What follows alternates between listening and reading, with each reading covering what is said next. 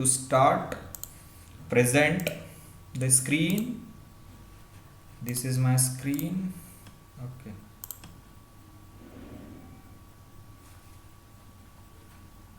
अच्छा, स्क्रीन दिख रहा है अभी?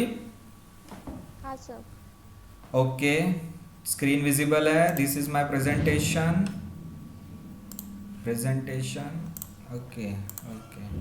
Power point. Okay, this is my title slide. Is title slide visible clearly? Yes. Okay, voice भी ठीक है, कोई प्रॉब्लम नहीं है? Yes sir. ओके, तो अभी आप अपना माइक ऑफ कर सकते हो. अगर बीच में कोई प्रॉब्लम आए तो बताना, ठीक है? Yes sir. Okay, now I am going to start. This is our lecture number 9, Unit 5 Electronics. Okay, last lecture में हमने क्या देखा था? आरसी कपल्ड एम्पलीफायर के बारे में पढ़ा था. उसका कर्व देखा था. कर्व मतलब उसका ग्राफ देखा था. ग्राफ क्या देखा था हमने, वो मैं फिर से दिखाऊंगा. उस ग्राफ को ध्यान दो. और उस ग्राफ में जो डिफरेंट फ्रीक्वेंसी रेंज होता है, ईच फ्रीक्वेंसी रेंज के लिए हम वोल्टेज गेन के एक्सप्रेशंस डिराइव करेंगे. इजी चीज है, ध्यान दो. ठीक है, कॉन्सेंट्रेट करके देखो, मोबाइल छोड़ के मत जाओ. कॉन्सेंट्रेट करके देखो, समझ जाओगे तो बहुत इजी चीज है. ठीक है, so I am going to start the portion. Okay, so in last lecture we have studied the frequency response of RC coupled amplifier. Okay, ये कैसा था? ये देखो, फिर से बता रहा हूँ मैं. ये इस तरीके का हमने ग्राफ देखा था. ठीक है, और इस तरीके का ग्राफ हमने पढ़ा था. Okay, we have studied this graph in last lecture. तो ये ग्राफ कैसा था? फ्रीक्वेंसी है एक्स एक्सिस पे, वोल्टेज गेन है वाई एक्सिस पे. ठीक है, और क्या हो रहा है? फ्रीक्वेंसी जब मैं बढ़ा रहा हूँ तो फ्रीक्वेंसी बढ़ाने के साथ वोल्टेज गेन बढ़ रहा है. यहाँ पे इस पॉइंट के बाद एकदम फ्लैट हो गया, एकदम कांस्टेंट हो गया, और इस पॉइंट के बाद डिक्रीज हो गया. ठीक है, सो जिस रीजन में फ्रीक्वेंसी के साथ वोल्टेज इंक्रीज होता है उस रीजन को बोलते हैं लो फ्रीक्वेंसी रेंज. जिस रीजन में वोल्टेज गेन एकदम फ्लैट हो जाता है, कांस्टेंट हो जाता है, उस रेंज को बोलते हैं मिड फ्रीक्वेंसी रेंज. और जिस रीजन में वोल्टेज गेन एकदम ड्रॉप हो जाता है, कम हो जाता है, उस रेंज को बोलते हैं high frequency range. Okay, it means that in each frequency range the response of voltage gain is different. इसका मतलब क्या है कि each frequency range, हर frequency range में voltage gain जो है वो उसका जो रिस्पॉन्स है डिफरेंस है. लो फ्रीक्वेंसी में वोल्टेज गेन बढ़ता है, मिड फ्रीक्वेंसी में फ्लैट होता है मतलब कांस्टेंट हो जाता है, और हाई फ्रीक्वेंसी में ड्रॉप होता है मतलब कम होता है. ठीक है, सो इसी तरीके से ये ग्राफ के बेसिस पे हम देखेंगे कि लो फ्रीक्वेंसी रेंज में वोल्टेज गेन कितना होता है, एक्सप्रेशन के फॉर्म में, इक्वेशन के फॉर्म में देखेंगे. मिड फ्रीक्वेंसी रेंज में कितना होता है, एक्सप्रेशन के फॉर्म में, इक्वेशन के फॉर्म में देखेंगे. और हाई फ्रीक्वेंसी रेंज में एक्सप्रेशन के फॉर्म में देखेंगे कि क्या वोल्टेज होता है. तो आज के दिन हम आज के लेक्चर में हम लो फ्रीक्वेंसी रेंज और मिड फ्रीक्वेंसी रेंज में वोल्टेज गेन का एक्सप्रेशन देखेंगे. और इन नेक्स्ट लेक्चर अपन हाई फ्रीक्वेंसी के लिए हम देखेंगे. ठीक है, तो सबसे पहले हम क्या देखेंगे? Voltage gain of RC coupled amplifier in low frequency range. Low frequency range किसको बोलते हैं? जो फ्रीक्वेंसी 20 हर्ट्ज के नीचे है वो लो फ्रीक्वेंसी रेंज में आएगा आरसी कपल्ड एम्पलीफायर के लिए. जो 20 हर्ट्ज से जो 50 हर्ट्ज के नीचे है लो फ्रीक्वेंसी रेंज में आएगा. जो 50 हर्ट्ज से 20 किलो हर्ट्ज के रेंज में है वो मिड फ्रीक्वेंसी रेंज में आएगा. और जो 20 किलो हर्ट्ज के ऊपर है वो हाई फ्रीक्वेंसी रेंज में आएगा. तो आप अभी जो देखेंगे हम voltage gain of RC coupled amplifier in low frequency range.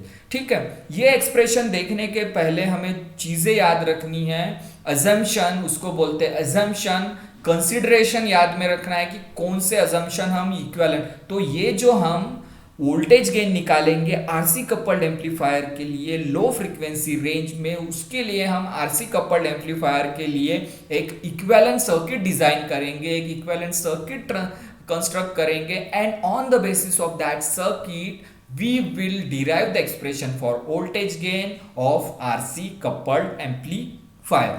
Okay, so before designing the circuit we will assume certain assumption or consideration. What are those assumption? तो C assumptions, कौन कौन सा assumption है?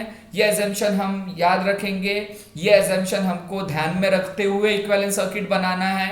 तो ये अजम्पशन क्या है, reverse voltage gain and output admittance are so small. तो क्या होता है, आउटपुट एडमिशन HOE, इसको बोलते हैं आउटपुट एडमिटेंस, और रिवर्स वोल्टेज गेन मतलब HRE। ठीक है, HRE मतलब रिवर्स वोल्टेज गेन, उसको क्या बोलते हैं, रिवर्स वोल्टेज ट्रांसफर रेशो भी बोलते हैं इसको रिवर्स वोल्टेज गेन। जब मैं हाइब्रिड पैरामीटर्स पढ़ा रहा था तो ये चीज बताया था, HRE क्या होता है, HOE क्या होता है। तो HOE आउटपुट एडमिटेंस होता है और HRE होता है reverse voltage gain, that is reverse voltage transfer ratio. तो ये इतने स्मॉल होते हैं, ठीक है, they are very small. Reverse voltage gain and output admittance are so small, very small, so these can be neglected. मतलब इनको हम इक्विवेलेंट सर्किट में रिप्रेजेंट नहीं करेंगे, इनको हम इक्विवेलेंट सर्किट में जगह नहीं देंगे, इनको हम इक्विवेलेंट सर्किट में ड्रॉ नहीं करेंगे, because they are very small. Since they are very small, we will not give the place in equivalent circuit। कौन कौन सी क्वांटिटी को हम प्लेस नहीं देंगे, HOE को हम इक्विवेलेंट सर्किट में नहीं दिखाएंगे, HRE VC को हम इक्विवेलेंट सर्किट, HRE मतलब reverse voltage gain, reverse voltage transfer ratio, उसको हम नहीं दिखाएंगे। ठीक है, ओके। और क्या चीज हम नहीं दिखाएंगे रिवर्स, क्या चीज और हम नहीं दिखाएंगे इक्विवेलेंट सर्किट में, R1 R2 R3 R4। ये R1 R2 R3 R4 कहां से आया, जब हम RC कपल्ड एम्पलीफायर पढ़ रहे थे तो मैंने बताया था कि ट्रांजिस्टर के बेस के साथ हम रेसिस्टेंस लगाते हैं, एक R1 R2 और दूसरे ट्रांजिस्टर के साथ R3 R4। और इन रेसिस्टेंस को मैंने बोला था क्या बोलते हैं, इन रेसिस्टेंस को बोलते हैं biasing resistance, because they are use to do biasing of the transistor. Biasing क्यों जरूरी है, क्योंकि ट्रांजिस्टर को एक्टिव रीजन में वर्क करने के लिए। तो ये R1 R2 R3 जब हम सिंपल सर्किट पढ़ रहे थे, RC कपल्ड एम्पलीफायर के लिए, तो R1 R2 R3 R4 ये रेसिस्टेंस हमने लगाए थे सर्किट में। लेकिन ये रेसिस्टेंस तुमको इक्विवेलेंट सर्किट में नहीं लगाना है। क्यों नहीं लगाना है, क्योंकि they are very large, they are very large as compare to HIE। HIE क्या है, इनपुट इंपिडेंस, क्या है, इनपुट रेजिस्टेंस भी बोलते हैं या फिर इनपुट एम्पिडेंस भी बोलते हैं। So R1 R2 R3 and R4 are so large as compare to HIE, so they can be neglected. So equivalent circuit में हमें क्या क्या चीजें नहीं दिखानी है, HOE नहीं दिखाना है, HRE VC मतलब रिवर्स वोल्टेज गेन या फिर वोल्टेज गेन वाला जो पार्ट है वो नहीं दिखाना है। ठीक है, R1 R2 R3 R4 ये भी चीज हमको सर्किट में नहीं दिखानी है, बिकॉज दे आर सो। तो दिखाना क्या है भाई सर्किट में, ये चीजें तुम सर्किट में नहीं दिखाओगे तो सर्किट बनेगा कैसे, क्या दिखाना है सर्किट में। ठीक है, तो सर्किट में क्या दिखाना है, HIE ये दिखाना है। ठीक है, HIE मतलब इनपुट इंपेडेंस। तो सर्किट में क्या दिखाना है क्या नहीं दिखाना है, एजम्पशंस पे डिपेंड है। और जो मैंने एजम्पशन बताया है ये चीजें हमको नहीं दिखाना है। R1 R2 R3 R4 क्यों नहीं दिखाना है, because they are very large as compare to HIE। Equivalent circuit की बात कर रहा हूं, don't confuse equivalent circuit with normal circuit. Normal circuit में मैंने R1 R2 R3 R4 दिखाया था, RC कपल्ड वाले सर्किट में, एम्पलीफायर वाले सर्किट में। Don't confuse that circuit with equivalent circuit. Equivalent circuit में नहीं दिखाना है R1 R2 R3 R4 because they are large as compare to HIE। ठीक है, तो इक्विवेलेंट सर्किट में दिखाना क्या है भाई, क्वेश्चन अभी तुम्हारे मन में है कि भाई ये सब चीजें नहीं दिखानी है तो इक्विवेलेंट सर्किट बनेगा कैसे दिखाना है इक्विवेलेंट सर्किट तुम्हें। ठीक है, तो इक्विवेलेंट सर्किट एकदम सिंपल है, ये चीजें नहीं दिखाना है तो दिखाना क्या है अभी मैं दिखाता हूं equivalent circuit. So this is the equivalent circuit of equivalent circuit easy है as compare to equivalent circuit of single stage transistor. वो उस सर्किट से ये सर्किट्स इजी है। तो देखो क्या दिखाना है सर्किट में, ये है simple circuit, this is very simple circuit, equivalent circuit. इस इक्विवेलेंट सर्किट में और इसके पहले हमने हाइब्रिड इक्विवेलेंट सर्किट पढ़े सिंगल स्टेज ट्रांजिस्टर के लिए। इसमें और इसमें क्या डिफरेंस है, उसमें कैपेसिटर नहीं था। ठीक है, अगर तुमको याद होगा तो उस वाले सर्किट में कैपेसिटर नहीं था, इस वाले सर्किट में हम कैपेसिटर लगाए और इसको बोलते हैं CC कपलिंग कैपेसिटर, उसमें कैपेसिटर नहीं था। और क्या डिफरेंस है, उस इक्विवेलेंट सर्किट में रिवर्स वोल्टेज गेन वाला पोर्शन था, HRE VC मतलब वोल्टेज सोर्स था, जो हमने यहाँ पे दिखाए थे आउटपुट में। यहाँ पे वोल्टेज सोर्स नहीं है, यहाँ पे सिर्फ करंट सोर्स है, ये करंट सोर्स। HFE IB ये क्या है, करंट सोर्स। HFE मतलब फॉरवर्ड करंट गेन, उसको बोलते हैं फॉरवर्ड करंट ट्रांसफर रेशो। ठीक है, तो ये HFE IB वाला पोर्शन है इसमें HIE वाला भी पोर्शन है। ठीक है, इसमें इनपुट वाला पोर्शन है वी आई, इसमें आउटपुट वाला पोर्शन है वी जीरो। लेकिन इसमें और उसमें डिफरेंस क्या है, उसमें हम वोल्टेज जो आउटपुट वोल्टेज लेते थे लोड रेजिस्टेंस के अक्रॉस लेते थे, यहाँ पे जो हमको आउटपुट वोल्टेज लेना है एच आई ए के अक्रॉस लेना है। तो एच आई यहाँ दो यूज हो रहे हैं, एक इनपुट में एच आई और एक आउटपुट में एच आई यूज हो रहा है। और जो हम वोल्टेज ले रहे हैं, वोल्टेज मेजर कर रहे हैं आउटपुट अक्रॉस एच आई, और एच आई के पैरेलल यहाँ पे लोड रेजिस्टेंस लगाया है। ये करंट सोर्स है H F E I B, आई सी मतलब आउटपुट करंट है, कपलिंग कैपेसिटर, ये हम आरसी कपल्ड एम्पलीफायर की बात कर रहे हैं, इसलिए यहाँ कपलिंग कैपेसिटर का रोल हो जाता है important in low frequency range.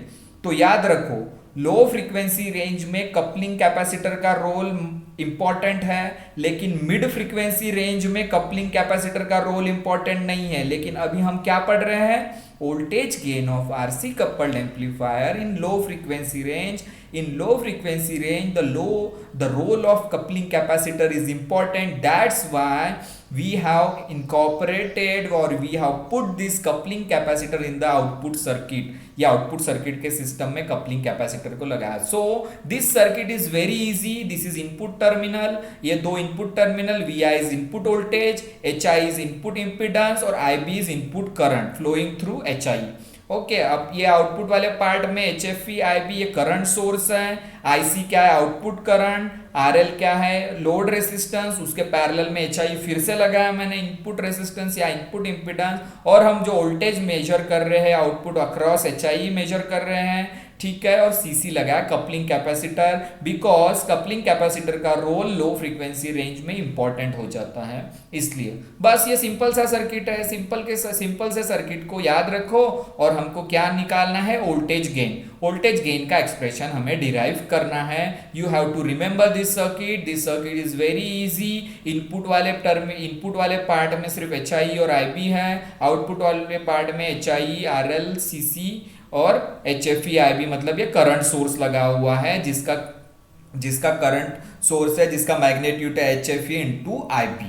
Okay, सो ये हो गया सिंपल सा सर्किट। ये ठीक है, ये सर्किट तुम्हें समझ में आया, सर्किट के कंपोनेंट समझ में आए क्या है इस सर्किट में, ठीक है। तो this is the equivalent circuit of RC coupled amplifier in low frequency range. Low frequency के लिए ऐसा सर्किट होगा, और मिड फ्रीक्वेंसी के लिए क्या होगा, कैपेसिटर हटा देंगे, क्योंकि मिड फ्रीक्वेंसी के लिए कपलिंग कैपेसिटर का रोल इंपॉर्टेंट नहीं होता है, तो कपलिंग कैपेसिटर इक्विवेलेंट सर्किट में से हटा देंगे मिड फ्रीक्वेंसी रेंज में। लेकिन अभी हम क्या कर रहे हैं, हम लो फ्रीक्वेंसी रेंज की बात कर रहे हैं, इसलिए कपलिंग कैपेसिटर रखा है, ठीक है। सो अभी हमको क्या डिराइव करना है, voltage gain. And you know that voltage gain is what is voltage gain? Voltage gain means in output voltage upon input voltage. voltage gain का मैंने मीनिंग बताया था, आउटपुट वोल्टेज को डिवाइड करेंगे इनपुट वोल्टेज के साथ तो वोल्टेज गेन होता है, ठीक है। We know that voltage gain is nothing but output voltage upon, देखो इस एक्सप्रेशन की तरफ, ठीक है, स्लाइड की तरफ ध्यान दो। जो वोल्टेज गेन का फॉर्मूला क्या होता है, V0 अपॉन VI, V0 या VO भी बोलते हैं इसको, ये output voltage upon input voltage. Okay, output voltage upon input voltage. अब आउटपुट वोल्टेज कैसे मेजर करेंगे, ये देखो, ये आउटपुट वोल्टेज है V0, ये किसके अक्रॉस है, HI के अक्रॉस। ओके, तो आउटपुट वोल्टेज अगर मेजर करना है तो रेजिस्टेंस क्या है हमारा, HI, ठीक है, और करंट क्या है, IC। ये आउटपुट सर्किट में जो करंट फ्लो हो रहा है वो है कलेक्टर करंट IC, ठीक है, IC। और आउटपुट वोल्टेज हम किसके अक्रॉस मेजर कर रहे हैं, HI के अक्रॉस, तो रेजिस्टेंस क्या है, HI, करंट क्या है, IC, तो I into resistance R, that is V। Okay, तो आउटपुट वोल्टेज क्या हो गया, I इंटू R। I कौन सा है, ये करंट है आउटपुट सर्किट की, ये आउटपुट का सर्किट की बात कर रहे हैं, इधर वाला इनपुट है, तो आउटपुट सर्किट में आउटपुट वोल्टेज क्या होगा, I इंटू R। I क्या है, IC, और R क्या है, HI, ठीक है। वैसे ही इनपुट में क्या होगा, ये इनपुट सर्किट की तरफ ध्यान दो, इनपुट वोल्टेज क्या होगा, इनपुट वोल्टेज क्या होगा, voltage is nothing but I into R according to Ohm's law. Voltage is current into resistance. So input voltage क्या होगा, इनपुट सिस्टम के लिए करंट क्या है, इनपुट करंट IB, और रेजिस्टेंस क्या है, फिर से HI। So IB into HI is nothing but input voltage, and output voltage nothing but HI into IC. IC is output current and HI, across that HI we are measuring the VO मतलब output voltage. So output voltage is HI into IC, और input voltage थी आई B into H I. तो देखो फिर से मैं expression में लिख रहा हूँ, एक्सप्रेशन में मैं लिख रहा हूँ voltage gain is equal to V O upon V I is equal to V O मतलब output voltage H I into I C, अभी बताया H I into I C, because R into I या I into R मतलब V according to Ohm's law. So V0 या VO upon VI is equal to HI into IC divided by VI क्या है, VI का जो voltage हम major कर रहे हैं HI के अक्रॉस, ये R है रेसिस्टेंस, I है करंट, तो I इंटू R हो गया। सो इनपुट वोल्टेज की जगह मैंने क्या लिखा, HI इंटू IB। समझ में आया? Very easy, that is very easy फंडा। ओम्स लॉ याद रखना है। ओम्स लॉ याद रखने के बाद वीओ की जगह मैंने H I into I C लगाया, H I resistance I C current, और वी आई की जगह फिर से मैंने H I into I B रखा, H I resistance I B current. ठीक है, तो एच आई डिनोमिनेटर में भी है, न्यूमरेटर में भी है, तो डिनोमिनेटर और न्यूमरेटर के वैल्यूज कैंसल हो जाएंगे और बचेगा voltage gain is nothing but I C upon I B. ये कैंसल हो गए, ठीक है, H I cancel. Now the term remains is I C upon I B, that we can say it is as equation number 1। Okay, तो voltage gain हो गया I C upon I B. ठीक है, तो आई सी अपॉन आई बी हो गया ये voltage gain. अब हमको कलेक्टर करंट का वैल्यू निकालना पड़ेगा अगर हमको वोल्टेज गेन पता करना है तो। अब कलेक्टर करंट कहाँ फ्लो हो रहा है, इस सर्किट में। ठीक है, ये आउटपुट वाले सिस्टम में करंट फ्लो हो रहा है, कलेक्टर करंट। अब कलेक्टर करंट क्या होगा, ऐसा आएगा, ऐसा आएगा, ऐसा ऐसा ऐसा फ्लो होगा। ठीक है, यहाँ से अगर इसका डायरेक्शन ये है, ठीक है, तो कलेक्टर करंट यहाँ फ्लो हो रहा है इस आउटपुट वाले पार्ट में। अभी इस पार्ट को भूल जाओ, H I into we zero, ये वोल्टेज हमने एच आई के अक्रॉस लिख दिया था, एच आई इंटू आई सी। अब कलेक्टर करंट अगर हमको निकालना है और ये कलेक्टर करंट इस सिस्टम में फ्लो हो रहा है आउटपुट सिस्टम में, तो हमको आउटपुट सिस्टम में करंट अगर IC है तो हमको पता होना चाहिए कि इधर वोल्टेज कितना है, क्योंकि करंट क्या होता है, वोल्टेज अपॉन रेसिस्टेंस। ठीक है, because Ohm's law V is equal to I R, तो I is equal to V upon I, sorry V upon R। Okay, so हमको अगर IC निकालना है इस आउटपुट सिस्टम में, तो IC निकालने के लिए हमको इस यहाँ पे जितना वोल्टेज फ्लो हो रहा है वो वोल्टेज, या फिर यहाँ पे जितना वोल्टेज है, ठीक है, वो वोल्टेज हमको निकालना पड़ेगा आउटपुट सर्किट में। साथ साथ में जितने भी रेसिस्टेंस है यहाँ पे आउटपुट सर्किट में, उस रेसिस्टेंस को लेना पड़ेगा, टोटल रेसिस्टेंस। सो वोल्टेज गेन क्या होगा यहाँ पे, सॉरी यहाँ पे वोल्टेज गेन क्या होगा, मतलब आईसी अगर हमको निकालना है, कलेक्टर करंट निकालना है इस आउटपुट सिस्टम में, तो हमको क्या पता होना चाहिए कि इस आउटपुट वाले पार्ट में वोल्टेज कितना है और इस आउटपुट वाले पार्ट में कितने रेसिस्टेंस है, यानी टोटल रेसिस्टेंस कितना है। So if I want to calculate the output collector current IC, so I want to know that voltage at the output circuit divided by total resistance. ठीक है, divided by resistance, because I is nothing but V upon R. अब voltage at the output circuit अगर हमको निकालना है तो देखो क्या करेंगे, ये है हमारा करंट सोर्स, ठीक है, और ये है रेजिस्टेंस। अब हम यहाँ की बात नहीं कर रहे, ये वाला सिस्टम अभी भूल जाओ, ये एच आई और वी जीरो भूल जाओ। ठीक है, अब बात करते हैं यहाँ पे, हमको यहाँ पे जो वोल्टेज है आर एल, ठीक है, ये है आर एल, रेजिस्टेंस का कॉम्बिनेशन आर एल है, और H F E I B ये करंट सोर्स का करंट है। ठीक है, ये करंट सोर्स का करंट कितना है, H F E into I B, और रेसिस्टेंस कितना है, आर एल। ठीक है, आर और आई क्या होता है, वी। तो ये हो गया अपना voltage at the output circuit. ठीक है, तो voltage at the output circuit को मैं इधर के टर्म को निग्लेक्ट कर रहा हूँ, क्योंकि ये हमने निकाल लिया था यहाँ पे जब हम वोल्टेज गेन में आउटपुट वोल्टेज का मैग्नीट्यूड लिख रहे थे, तो मैंने लिखा था एच आई इंटू आई सी। अब इस चीज को भूल जाओ। अब यहाँ पे जो देखो, इस सिस्टम में देखो, आर एल मतलब रेसिस्टेंस और H F E I B मतलब करंट सोर्स का करंट, तो ये करंट और ये रेसिस्टेंस हो गया voltage at the output circuit. तो मैंने लिखा voltage at the output circuit की जगह क्या लिखा, H F E I B into R L. ये है H F E I B मतलब करंट ऑफ करंट सोर्स, और आर एल क्या है, रेसिस्टेंस अक्रॉस। ओके, तो H F into I B into R L मतलब आई इंटू आर हो गया voltage at the output circuit. So voltage at the output circuit की जगह मैंने लिखा H F E I B into R L. अब ये माइनस कहाँ से आया, देखो माइनस इसलिए आया क्योंकि H F E I B का जो करंट सोर्स का करंट है इस तरीके से जाएगा एंटी क्लॉकवाइज। ठीक है, ये है करंट सोर्स। एरो का डायरेक्शन देखो डाउनवर्ड डायरेक्शन है, जो भी है एरो की तरफ ध्यान मत दो, लेकिन कैसे करंट यहाँ से जो आएगा H F E I B का करंट सोर्स आएगा इस तरीके से आएगा, ऐसे ऐसे ऐसे एंटी क्लॉकवाइज।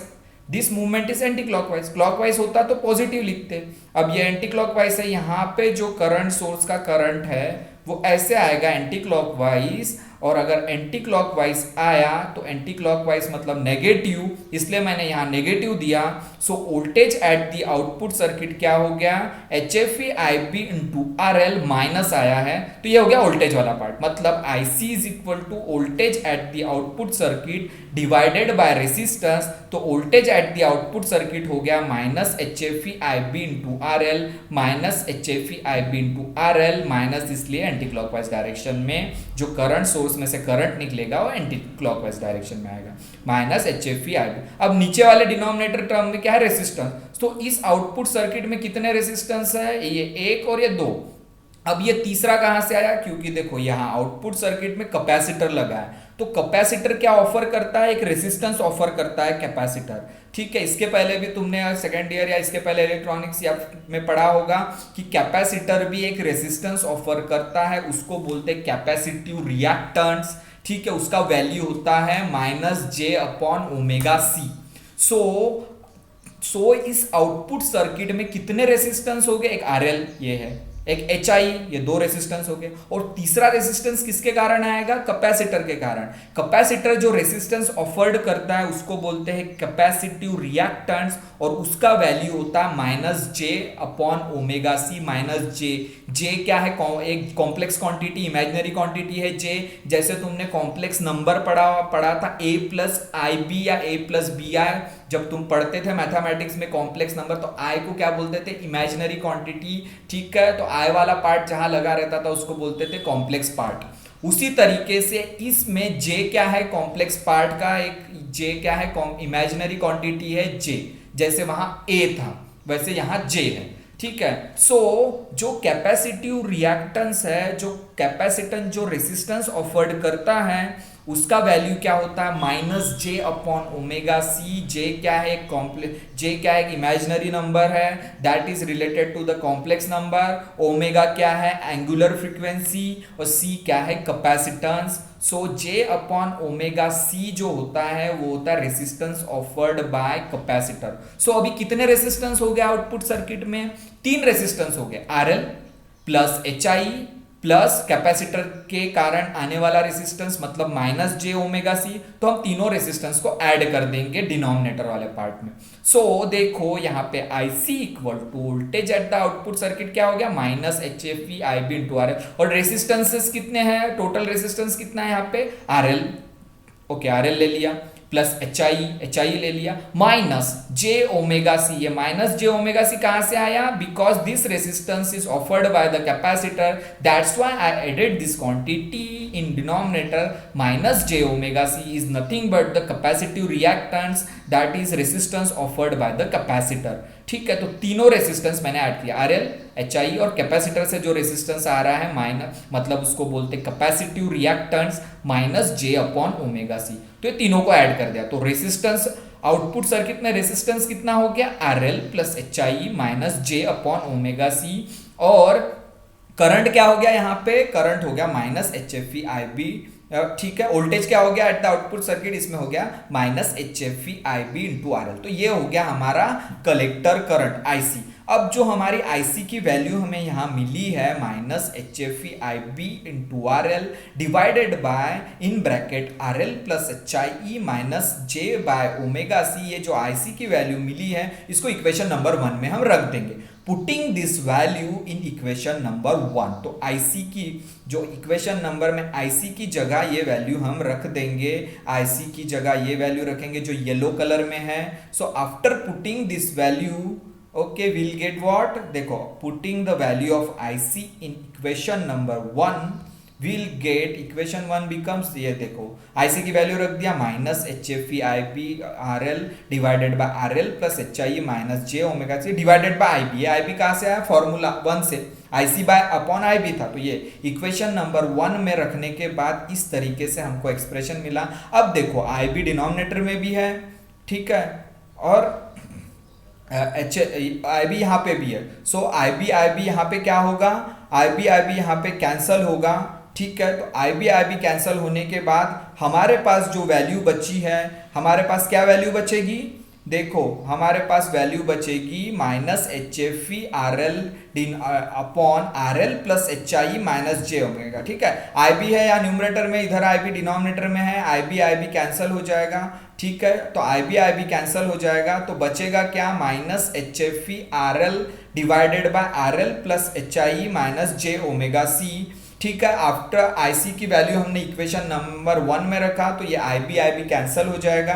अब बचेगा क्या, minus H F E into R L divided by R L plus H I minus J omega T. ठीक है, ये मिल गया हमको वोल्टेज गेन, ये मिल गया हमको voltage gain.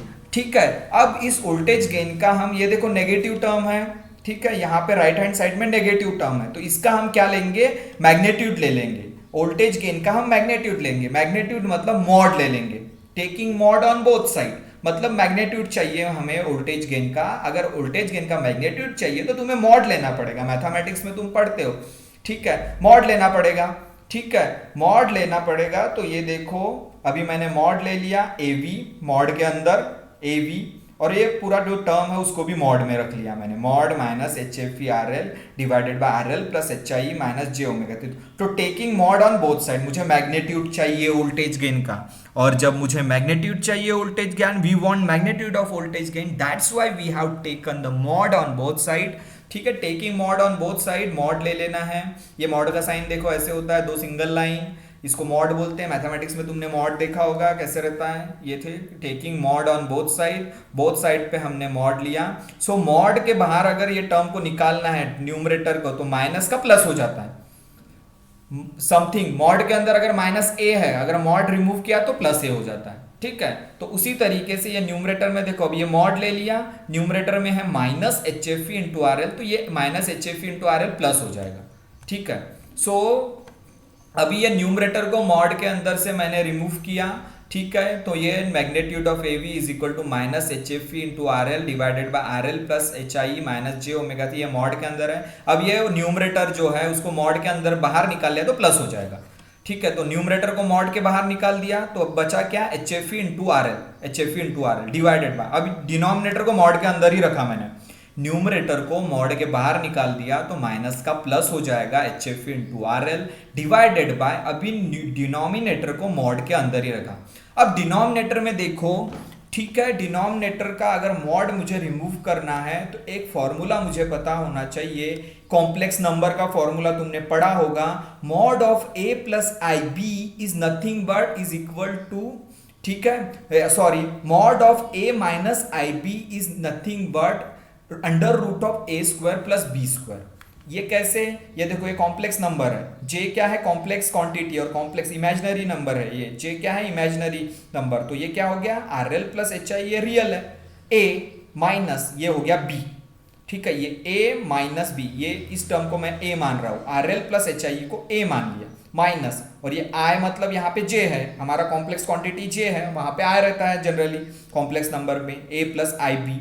So R L plus H I को मैं ए कंसिडर कर रहा हूं, माइनस जे, जे मतलब complex quantity divided by omega, तो ये B, J by omega C, ये 1 बाय ओमेगा सी क्या हो गया, बी, जे है कॉम्प्लेक्स क्वांटिटी, और आर प्लस एच आई ए हो गया। सो हमारा हमको फॉर्मूला पता है, ठीक है, mod of A plus I B is nothing but under root of A square plus B square. Okay, A square plus B square quantity हमको पता है जब हमने मॉड के अंदर रखते हैं तो, ठीक है, A sorry A square minus B square. ठीक है, under root of mod of A plus I B is nothing but under root of A square minus B square, ये हमको पता है। ठीक है, सो अभी यह कैसे, इसको अगर मॉड हटाना है तो क्या आएगा इस फॉर्मूले में, अंडर रूट ऑफ ए क्या है यहाँ पे, R L plus H I, तो R L plus H I whole square minus B, J upon omega C का होल स्क्वायर। ठीक है, ये आ गया हमारा formula. According to which formula, according to this formula, यहाँ माइनस चाहिए। ठीक है, ये A square plus B square नहीं होगा, यहाँ A square minus B square होगा। ठीक है, सो यहाँ पे A, since mod of A minus I B is equal to under root of A square minus of B square. ठीक है, तो उसमें क्या हो गया, यहाँ पे एक प्लस इसलिए मैंने रखा क्योंकि जे स्क्वायर और आई स्क्वायर क्या होता है -1 होता है। ठीक है, तो a minus I B square को अगर सेकेंड क्वांटिटी का स्क्वायर कर दिया तो आई स्क्वायर हो जाएगा। तो ये देखो a square minus I B of whole square, ठीक है, तो a square minus I B of whole square, तो b स्क्वायर हो गया, और आई स्क्वायर क्या होता है -1, तो माइनस माइनस प्लस हो जाएगा, तो रिजल्ट क्या मिलेगा, under root of a square plus b square. ठीक है, so mod of a minus I B is nothing but a square plus b square. a square plus b square क्यों आया, क्योंकि i स्क्वायर क्या होता है -1, यहाँ पे अगर a की क्वांटिटी को स्क्वायर कर लिया और ib को होल स्क्वायर कर लिया, सो आई स्क्वायर होता है -1, तो माइनस माइनस प्लस हो जाएगा, इसलिए यहाँ पे क्या आएगा, under root of a square plus b square, since I square और j स्क्वायर इज -1। तो यहाँ पे भी देखो पहले टर्म को स्क्वायर कर दिया, माइनस ये दूसरा टर्म क्या है, minus J by omega square को स्क्वायर कर दिया। अब ये स्क्वायर से जब बाहर निकालूंगा तो जे स्क्वायर हो जाएगा, J square upon omega square C square. ठीक है, तो जे स्क्वायर क्या होता है -1, तो यहाँ पे भी प्लस आएगा। तो देखो नेक्स्ट स्टेप में यहाँ प्लस आ गया। प्लस क्यों आया, प्लस इसलिए आया क्योंकि देखो इस ब्रैकेट के टर्म को जब स्क्वायर करूंगा मैं तो क्या होगा, J square divided by omega square C square, और जे स्क्वायर क्या होता है -1, तो माइनस माइनस प्लस हो जाएगा, और जे रिमूव हो जाएगा। जे रिमूव क्यों होगा, क्योंकि जे स्क्वायर होता है -1 according to complex number. Okay, so हमारे पास अभी क्या बचा, AV, magnitude of AV is equal to HFE into RL divided by under root RL plus HI square plus, अब प्लस आ गया और जे हट गया। क्यों जे हट गया, क्योंकि जे स्क्वायर क्या होता है -1, माइनस माइनस प्लस हो गया, तो अभी जे की जगह आ गया 1 by omega square upon C square, since J square is equal to -1। ठीक है, तो फिर से मैं समझा रहा हूं, देखो यहाँ पे क्या है, यहाँ पे सबसे पहले मैग्नीट्यूड लिया वोल्टेज का, तो ये मॉड आया, न्यूमरेटर का टर्म मॉड में से हटा दिया तो माइनस हट के प्लस हो गया HFE, लेकिन डिनोमिनेटर को अभी भी मॉड के अंदर रखा। मॉड a माइनस बी का फॉर्मूला होता है, ठीक है, under root of a square plus b square, या फिर a square minus b square होता है, लेकिन यहाँ प्लस इसलिए आया क्योंकि i स्क्वायर होता है -1। तो ये पहले टर्म को स्क्वायर कर दिए, ये मुझे मॉड हटाना है तो मैंने इसको अंडर रूट में कर लिया। अगर मॉड हटाना है तो स्क्वायर रूट के अंदर मैंने क्या लिखा, RL plus HI whole square a square minus b square, b की क्वांटिटी क्या है, j अपॉन ओमेगा स्क्वायर हो गया। ठीक है, सो ये j, अगर इस ब्रैकेट को मैं रिमूव करता हूं तो j square upon omega square C square, but j square क्या होता है -1, इसलिए यहाँ क्या आएगा, प्लस आएगा। तो नेक्स्ट स्टेप में मैंने यहाँ प्लस लिखा because j square is equal to -1। तो हमारे पास अभी जो क्वांटिटी आई वोल्टेज गेन की, मैग्नीट्यूड ऑफ वोल्टेज गेन की is equal to HFE into RL divided by under root RL plus HI square plus 1 by omega square into C square. और omega तुमको पता है, ओमेगा क्या है, एंगुलर फ्रीक्वेंसी, और angular frequency क्या होता है, 2 pi into F. Omega is nothing but 2 pi into F. F है simple frequency, 2 pi into F होता है। एंगुलर फ्रीक्वेंसी मतलब क्या होता है, 2 पाई एफ। तो ओमेगा की जगह मैंने क्या लिखा, 2 पाई F whole square, since omega is nothing but 2 pi f. So this is the expression for voltage gain of RC coupled amplifier in low frequency range. So ये expression याद रखना है, तो ये expression इस तरीके से derive होगा। ठीक है, ओमेगा की जगह मैंने 2 pi f रखा, since omega is angular frequency is nothing but 2 pi into f. f is normal frequency, so 1 by 2 pi f square c square. ठीक है, तो अभी ये जो है this is the final expression for voltage gain of RC coupled amplifier in low frequency range. Okay, so अभी देखेंगे कि अभी इस एक्सप्रेशन में क्या है, फ्रीक्वेंसी f। इसका मतलब voltage gain in low frequency range in depends on the frequency. मतलब फ्रीक्वेंसी जो होता है वोल्टेज गेन लो फ्रीक्वेंसी रेंज में वो किस पे डिपेंड रहता है, फ्रीक्वेंसी पे भी डिपेंड रहेगा। तो फ्रीक्वेंसी यहाँ पे क्या है, डिनोमिनेटर में है RL plus HI square upon 1 upon 2 पाई। तो डिनोमिनेटर में भी 1 अपॉन के कैटेगरी में है, 1 अपॉन 2 पाई, मतलब डिनोमिनेटर में भी नीचे है। तो ये अगर ऊपर चला जाएगा तो इसका मतलब voltage gain is directly proportional to the frequency. It means that in low frequency range voltage gain is directly proportional to frequency. It means that if frequency increases voltage gain is increases in low frequency range, जो कि हमने उस graph में देखा था। Graph में हमने देखा था कि लो फ्रीक्वेंसी रेंज में वोल्टेज गेन फ्रीक्वेंसी के साथ बढ़ता है। तो ये एक्सप्रेशन में भी फ्रीक्वेंसी क्या है, डायरेक्टली प्रोपोर्शनल टू AV है। अब तुम बोलोगे डायरेक्टली प्रोपोर्शनल क्यों है, तो डिनोमिनेटर में, लेकिन डिनोमिनेटर डिनोमिनेटर में भी 1/, है ये 1 अपॉन क्वांटिटी में है, ठीक है। इसका मतलब 1 अपॉन में है तो ये ऊपर चले जाएगी। अगर इस एक्सप्रेशन को, इस स्क्वायर रूट को हम सॉल्व करेंगे तो it means that AV, magnitude of AV is directly proportional to frequency. It means that when frequency increases the voltage gain increases in low frequency range. So it means that this is the final expression for the voltage gain of RC coupled amplifier in low frequency range. और low frequency range में frequency जब बढ़ती है तो voltage gain भी बढ़ता है। फिर से मैं ग्राफ दिखा रहा हूं, देखो, ठीक है, ये ग्राफ देखो, ठीक है। देखो लो फ्रीक्वेंसी रेंज में फ्रीक्वेंसी जब बढ़ रही है तो वोल्टेज गेन बढ़ रहा है। तो यही एक्सप्रेशन में हमको यही मिला कि voltage gain is directly proportional to frequency. Okay, voltage gain is directly proportional to frequency means voltage gain increases with increasing frequency. और मिड फ्रीक्वेंसी रेंज में वोल्टेज गेन कांस्टेंट है, मतलब फ्रीक्वेंसी का फर्क ही नहीं पड़ रहा है वोल्टेज गेन को। फ्रीक्वेंसी बढ़ा रहे हो लेकिन वोल्टेज गेन ऑलमोस्ट कांस्टेंट है फॉर मिड फ्रीक्वेंसी रेंज। लेकिन for low frequency range voltage gain increases with the frequency. तो उस एक्सप्रेशन से हमको ये पता चला कि वोल्टेज गेन फ्रीक्वेंसी पे डिपेंड करता है in low frequency range. Okay, in low frequency range voltage gain depends on frequency. voltage gain depends on frequency, it means directly proportional to frequency in low frequency range। तो ये हो गया voltage gain of RC coupled amplifier in low frequency range। और अभी क्या करेंगे, हम देखेंगे voltage gain of RC coupled amplifier in mid frequency range। ये सेम ही है लो फ्रीक्वेंसी रेंज में जैसा था, सेम ही एक्सप्रेशन है, सेम ही तरीका है, सिर्फ डिफरेंस इतना है कि यहाँ पे कैपेसिटर नहीं रहेगा। इस सर्किट में हम कैपेसिटर को ड्रॉप कर देंगे। मिड फ्रीक्वेंसी रेंज में कपलिंग कैपेसिटर को हम नहीं लगाएंगे इक्विवेलेंट सर्किट में। सो voltage gain of RC coupled amplifier in mid frequency range. तो अजम्पशन क्या है, इन mid frequency range reactance of coupling capacitor is so small hence neglected. It means that coupling capacitor का जो रेसिस्टेंस होता है बहुत small होता है मिड फ्रीक्वेंसी रेंज में, इसलिए इक्विवेलेंट सर्किट में हम कैपेसिटर नहीं लगाएंगे बिकॉज द रेसिस्टेंस और capacitive reactance of coupling capacitor is so small, that's why we will neglect this capacitor in this circuit in mid frequency range. तो mid frequency range में circuit same ही है, circuit में कोई problem नहीं है। जैसा सर्किट लो फ्रीक्वेंसी रेंज में था same circuit mid frequency range में है, बस इसमें हमने कैपेसिटर नहीं लगाया है क्योंकि मिड फ्रीक्वेंसी रेंज में रिएक्टेंस ऑफ कपलिंग कैपेसिटर बहुत कम होता है, इसलिए निग्लेक्ट कर दिया, कैपेसिटर नहीं लगाया, बस सेम ही है। अगर तुमको लो फ्रीक्वेंसी रेंज में वोल्टेज गेन निकालना आ गया तो मिड फ्रीक्वेंसी रेंज में बहुत इजी तरीके से निकालोगे। Same expression, same derivation, same चीज है, सिर्फ कैपेसिटर वाला जो होता था, दो टर्म था ना वहां पे, जे बाय ओमेगा सी वाला यहाँ टर्म नहीं होगा। क्यों नहीं होगा? क्योंकि कैपेसिटर नहीं है। कैपेसिटर नहीं है तो कैपेसिटिव रिएक्टेंस कहां से होगा? कैपेसिटर नहीं है तो कैपेसिटर से जो ऑफर्ड होता है रेसिस्टेंस वो नहीं होगा, मतलब यहाँ जे बाय ओमेगा सी की टर्म नहीं आएगी। बाकी सब एक्सप्रेशन सेम है, जे बाय ओमेगा सी की टर्म नहीं आएगी यहाँ पे।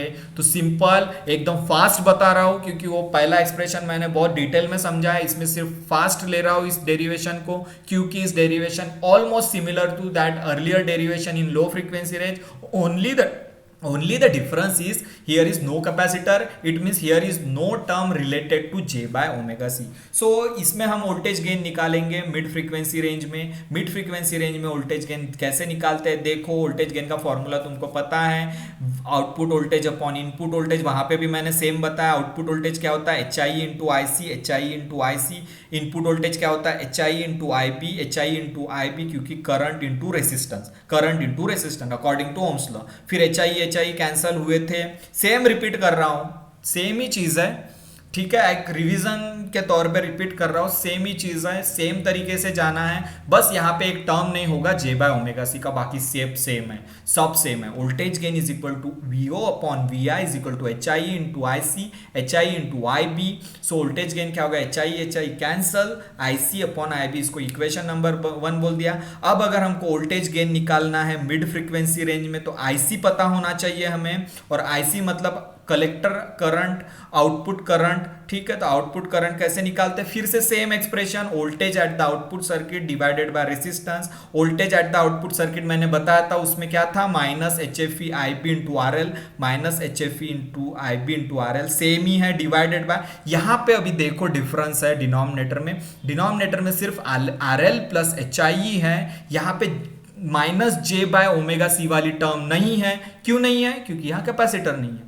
अगर यहाँ कैपेसिटर नहीं है, ठीक है, तो कैपेसिटर नहीं है तो कैपेसिटर से जो ऑफर्ड रेजिस्टेंस होगा वो नहीं रहेगा ना यहाँ पर, इसलिए हमने कैपेसिटर वाली टर्म यहाँ निगलेक्ट की है, या कैपेसिटर हमने नहीं रखा है।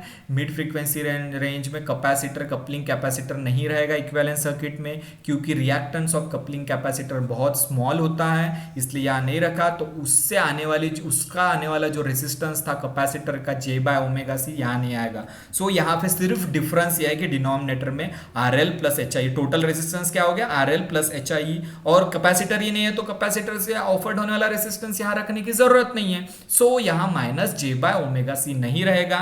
सो सेम चीज है, सेम चीज, बस यहां डिनोमिनेटर में क्या है, R L plus H I, बस हो गया।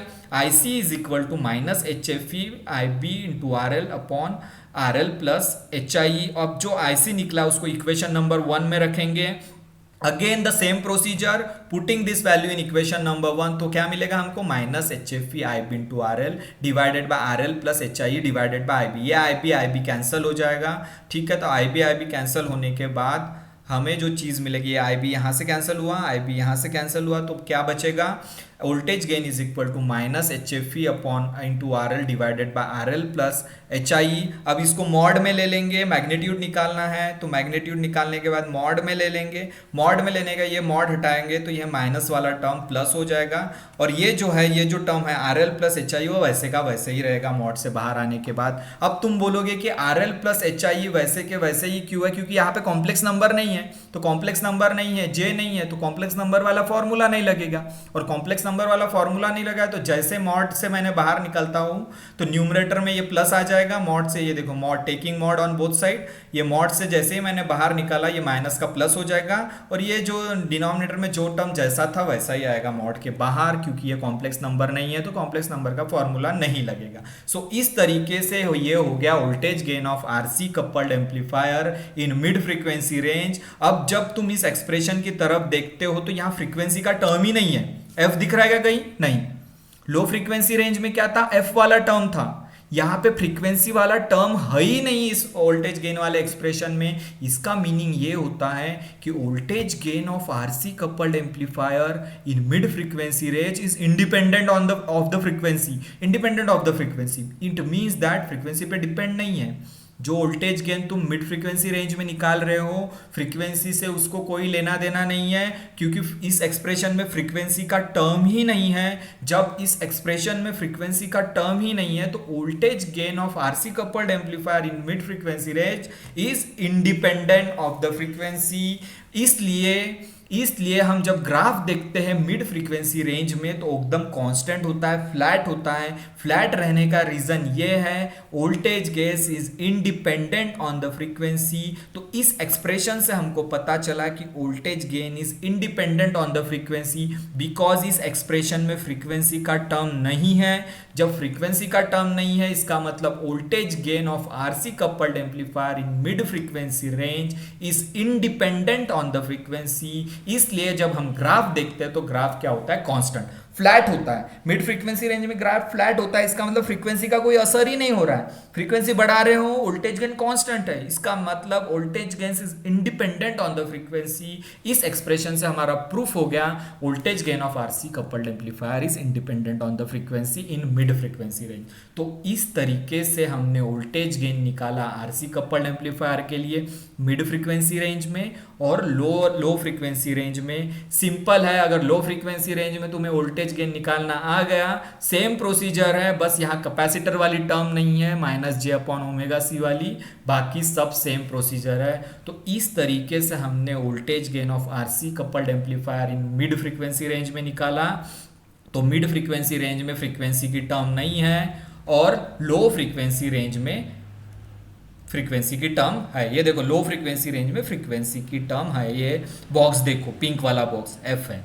तो इसका मतलब voltage gain RC coupled amplifier में लो फ्रीक्वेंसी रेंज पे डिपेंडेंट है और हाई और मिड फ्रीक्वेंसी रेंज में इंडिपेंडेंट। तो इस तरीके से हमने वोल्टेज गेन के एक्सप्रेशंस निकाले आरसी कपल्ड एम्पलीफायर के लिए इन लो फ्रीक्वेंसी रेंज और मिड फ्रीक्वेंसी रेंज में, ठीक है। और इस ग्राफ से हमें ये शो हो रहा है कि लो फ्रीक्वेंसी रेंज में फ्रीक्वेंसी पे डिपेंड है, फ्रीक्वेंसी बढ़ रही है तो वोल्टेज गेन बढ़ रहा है, लेकिन मिड फ्रीक्वेंसी रेंज में फ्रीक्वेंसी का कोई असर नहीं पड़ रहा है, फ्रीक्वेंसी बढ़ रही है लेकिन वोल्टेज गेन एकदम फ्लैट है। तो इस तरीके से हमने दो एक्सप्रेशंस निकाला वोल्टेज गेन के लो फ्रीक्वेंसी रेंज में और मिड फ्रीक्वेंसी रेंज में। In next lecture we will see the expressions for voltage gain in high frequency range. So ये एक्सप्रेशन में कुछ नहीं समझा होगा तो पूछो, ठीक है, कोई भी क्वेश्चन है तो पूछो।